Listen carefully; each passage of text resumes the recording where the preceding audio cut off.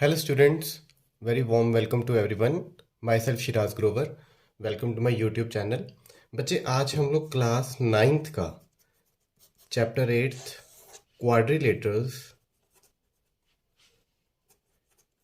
की एक्सरसाइज 8.1 करने जा रहे हैं. ठीक है, इजी चैप्टर है. बच्चों को कंसेप्ट समझने में थोड़ी सी दिक्कत आती है. कराऊंगा बच्चे आराम से. ऐसा है कि आप लोग अगर इसको प्रैक्टिस करें घर पे जाकर तो डेफिनेटली आराम से आप लोग कर सकते हैं. ठीक है, so let's start with the first question. हम लोग को बेटा एंगल्स ऑफ क्वाड्रिलेटर जो दिए गए हैं वो रेशो में दिए गए हैं 3:5:9:13. हमने ये सारे एंगल्स क्वाड्रिलेटर के ढूंढने हैं. ठीक है कि नहीं. तो एक क्वाड्रिलेटर ABCD हम लोगों को दिया गया है और इसके एंगल्स जो है उनकी रेशो दी गई है 3, 5, 9, 13. तो हम लोग कंसीडर कर लेते हैं इस एंगल को 3x, इसको 5x, इसको 9x और इसको 13x. ठीक है. अब बेटा एक क्वाड्रिलेटर के सारे एंगल्स का सम जो होता है ना वो हमेशा होता है 360 डिग्री के बराबर. So sum of all angles of quadrilateral is equals to 360. So therefore 3x plus 5x plus 13x plus 9x will be equals to 360. 5 3 8, 8 और 13 हो गए 21, 21 में 9 जोड़े 30x इक्वल्स टू 360. 0 से 0 कट गया. x की वैल्यू जो आ गई हमारे पास कितनी आ गई बेटा 12. सो एंगल्स हमने कंसिडर किए थे 3x, 9x, 5x, 13x. सो हम लोग क्या करेंगे x की वैल्यू भर देंगे. 3 into 12, 9 into 12, 5 into 12, 13 into 12. 12 3s are बेटा 36, 12 9s are 108, 12 5s are 60 और 12 into 13 ये हमारे पास होता है 156. सभी इन सभी का सम करोगे तो वो 360 आएगा. हमारे पास एंगल्स मिल गए. ठीक है जी, इजी क्वेश्चन था. So let's proceed to the second question. Second question में ऐसे कहा गया बेटा कि if the diagonals of parallelogram are equal then prove that it is rectangle. हम लोगों को एक पैरेललोग्राम दिया गया है ABCD और वो कहते हैं जो इसकी डायगोनल्स हैं AC और BD ये दोनों आपस में इक्वल हैं. मुझे प्रूव करना है कि वो पैरेललोग्राम जिसकी डायगोनल्स इक्वल हों वो रेक्टेंगल होता है. हालांकि पैरेललोग्राम की डायगोनल्स इक्वल नहीं होती हैं. ठीक है, तो बेटा पैरेललोग्राम की पहले प्रॉपर्टीज देख लें कि पैरेललोग्राम में क्या होता है. तो पैरेललोग्राम में जो ऑपोजिट साइड्स होती हैं वो हमेशा आपस में इक्वल भी होती हैं और पैरेलल भी होती हैं. सिमिलरली ये वाला पेयर ले लो तो जो AD होगा वो इक्वल भी होगा बेटा BC के और AD पैरेलल भी होगा BC के. ठीक है, मैं बेटा क्या कर रहा हूँ, मैं इसको एक स्प्लिट कर रहा हूँ दो ट्रायंगल के पीसेस में ताकि समझने में हम लोगों को ज़्यादा आसानी हो जाए. ठीक है, ADC, ये DC और B हो गया. So as per the condition AD जो है वो BC के क्या होगी, इक्वल भी होगी और AD BC के पैरेलल भी होगी. ठीक है, गिवन था मुझे ये कि इनकी डायगोनल्स आपस में क्या है, इक्वल है. So this side is equals to this side. ये दोनों में देखो कॉमन है DC DC. तो इस ट्रायंगल और इस ट्रायंगल में ये साइड इसके बराबर है, ये इसके बराबर है और ये इसके बराबर है ना. सो होगा क्या बेटा कि ट्रिपल एस कॉन्ग्रुएंसी से ये दोनों ट्रायंगल्स कॉन्ग्रुएंट हो जाएंगे. क्या हो जाएंगे, कॉन्ग्रुएंट. ठीक है, सो देखो लिखते कैसे हैं हम लोग इनको. तो in triangle ADC and triangle BCD, इन दोनों ट्रायंगल में AD is equals to BC. क्यों, बिकॉज साइड्स ऑफ पैरेललोग्राम क्या होती हैं, आर इक्वल. ठीक है जी. दूसरा बेटा DC इक्वल्स टू DC दोनों ट्रायंगल्स में है तो कॉमन हो गया. और AC मुझे BD के बराबर क्वेश्चन में गिवन था. ठीक है, सो बाय SSS कॉन्ग्रुएंसी जो ट्रायंगल ADC कॉन्ग्रुएंट हो गया ट्रायंगल BCD के. जब ट्रायंगल्स कॉन्ग्रुएंट हो जाएंगे बेटा तो इनके कॉरस्पॉन्डिंग पार्ट्स भी आपस में क्या हो जाएंगे, इक्वल. सो बाय CPCT मैं कह सकता हूं angle ADC is equals to angle BCD. तो ये दोनों ट्रायंगल्स आपस में क्या हो गए, इक्वल. तो एज पर पैरेललोग्राम की कंडीशन ये दोनों साइड्स आपस में क्या हैं, पैरेलल हैं. तो ये देखो बेटा ये साइड्स आपस में पैरेलल हैं AD और BC और इनके हमने ये वाले एंगल्स अभी प्रूव कर दिए क्या है, इक्वल है. क्या है, इक्वल है। सो पैरेलल साइड्स के बीच वाले जो ये दो एंगल्स होते हैं, ये हमारे पास क्या बनाते हैं बेटा जी, को इंटीरियर एंगल्स। और को इंटीरियर एंगल्स का सम 180 होता है। सो मैं कंसीडर कर लेता हूँ, let angle A D C equals to angle B C D is equals to x. अब ये देखो कि A D C plus B C D की वैल्यू कितनी हो जाएगी बेटा, 180 degree. Co interior angles, co interior angles किस में बनते हैं बेटा, दो पैरेलल साइड्स के बीच में बनते हैं। ये वाली और इस साइड के पैरेलल है, पैरेललोग्राम होने के कारण मुझे क्वेश्चन में दिया गया कि ये पैरेललोग्राम है, तभी इन दोनों एंगल्स का सम कितना होगा, 180। अब मैंने इन दोनों एंगल्स को क्या कंसीडर कर लिया बेटा, x। So x plus x equals to 180 degree, 2x will be equals to 180 degree. x की वैल्यू कितनी आ गई, 90 आ गई। हेंस ये भी 90 है और ये भी 90 है। तो ऐसा पैरेललोग्राम जिसमें हमारे पास एडजेसेंट एंगल्स 90 डिग्री हों, हम लोग उसको क्या कहते हैं, रेक्टेंगल। क्या कहते हैं, रेक्टेंगल।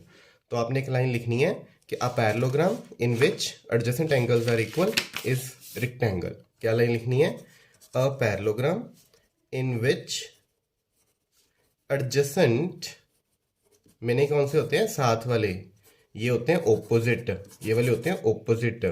तो जो साथ लगते एंगल्स हैं हम लोग उनको क्या कहते हैं, एडजेसेंट एंगल्स। तो adjacent angles are equal, then this parallelogram is rectangle. क्या होगा बेटा, ये रेक्टेंगल होगा। Okay, thank you. Next question देखते हैं बेटा हम लोग। Show that if the diagonals of a quadrilateral bisect each other at right angles then it is rhombus। अब मुझे कोई भी क्वाड्रिलेटर दे लिया, A B C D, okay done. अब इसकी डायगोनल्स वो कहते हैं बाइसेक्ट करती हैं, ठीक है। लेट इनका पॉइंट ऑफ इंटरसेक्शन ओ है। It is given that diagonals of the quadrilateral bisect each other. That is मुझे ये गिवन है, क्या गिवन है बेटा, कि ए ओ ओ सी के बराबर है और बी ओ ओ डी के बराबर है। समझ गए, ए ओ ओ सी के बराबर है, बी ओ ओ डी के बराबर है। Done. Afterwards they bisect each other at right angles. अब ये बाइसेक्ट भी किस पे करती हैं, राइट एंगल्स पे करती हैं। सो हेंस मुझे ये भी गिवन है, angle A O B is equals to angle B O C is equals to angle C O D is equals to angle D O A equals to 90 degree. इन सभी का point of bisection जो है ये perpendicular है, मैंने एक दूसरे के साथ 90 डिग्री पे एंगल पे बाइसेक्ट करते हैं। डन। अच्छा, मुझे प्रूफ क्या करना है, to proof that A B C D is rhombus. मुझे क्या प्रूव करना है, ये क्या है बेटा, रोम्बस है, ठीक है। सो मैं पहले ये वाले ट्राइंगल्स कंसीडर करता हूँ जो एक दूसरे के ओपोजिट हैं। यहाँ देखो ए ओ इक्वल है ओ सी के, बी ओ इक्वल है ओ डी के। डन। और ये वाले दोनों एंगल्स 90 डिग्री के। सो साइड ये साइड के बराबर है, ये साइड के बराबर है, एंगल्स बीच वाले बराबर है। सो एस ए एस कॉन्ग्रुएंसी से ट्राइंगल्स क्या हो जाएंगे, कॉन्ग्रुएंट हो जाएंगे, ठीक है। तो हम लिखेंगे in triangle A O D and triangle B O C, A O will be equals to O C, O D will be equals to O B, and angle AOD is equals to angle BOC. Hence, by SAS congruency, triangle AOD congruent हो गया triangle BOC के, ठीक है जी। तो bye CPCT मैं ये कह सकता हूँ कि इनकी ये ऑपोजिट साइड्स क्या हैं, इक्वल है। तो AD will be equals to BC, ठीक है जी। अब बेटा मैं एडजेसेंट साइड्स की बात कर रहा हूँ, मैं बात कर रहा हूँ ट्राइंगल ए डी सी और बीच में लगा दिया डी ओ। अब ये वाला ट्राइंगल और ये ट्राइंगल, डायगोनल्स मुझे कहा था क्या करती हैं बेटा, आपस में बाइसेक्ट, और बाइसेक्ट भी किस पे करती हैं, राइट एंगल्स पे। सो ये वाली साइड इस साइड की इक्वल हो गई, ये वाला एंगल इस एंगल की इक्वल हो गया, ये दोनों में क्या हो गई, कॉमन हो गई। अगर इन ट्राइंगल्स को कंसीडर करें हम लोग, तो ये वाली साइड इस साइड के इक्वल है, ये दोनों में कॉमन है, और ये एंगल्स के आपस में इक्वल है। सो ट्रायंगल ये भी ऐसे ऐसे कॉन्ग्रुएंट हो जाएंगे, ट्रायंगल कॉन्ग्रुएंट हो जाएंगे। देखो सीपीसीटी से ये साइड्स क्या हो जाएंगी, इक्वल हो जाएंगी, ठीक है जी। सो अच्छा, आप लोगों ने देखो बेटा क्रॉस करके ये वाले ट्रायंगल्स कॉन्ग्रुएंट किए थे, तो हम लोग ये वाले ट्रायंगल्स भी तो कर सकते थे, ABO और DOC, है ना, ये ट्राइंगल्स भी कर सकते थे। तो हम लोग ऐसे लिख सकते हैं कि by similarity triangle AOB is congruent to triangle COD। ठीक है जी, बाय SAS। अब ट्रायंगल कॉन्ग्रुएंट हो गए तो देयरफॉर AB जो होगी वो DC के इक्वल हो जाएगी।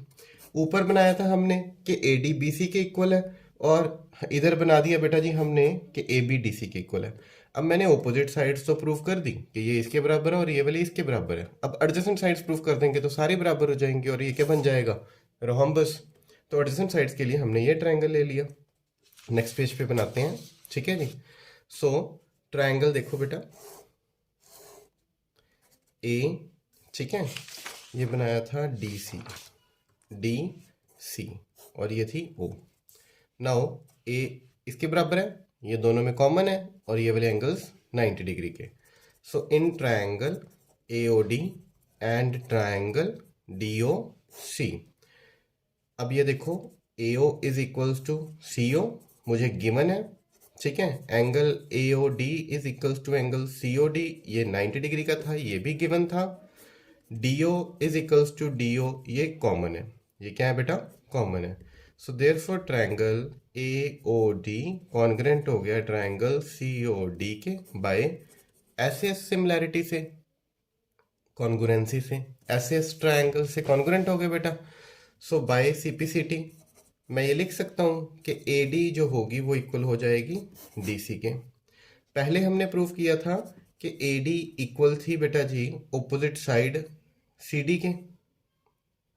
AD जो थी वो BC की इक्वल प्रूव कर दी थी हमने। फिर हमने कहा था कि सिमिलरली जो होगा AB इक्वल हो जाएगा DC के, और अब हमने प्रूव कर दिया है कि AD जो है वो DC के बराबर है।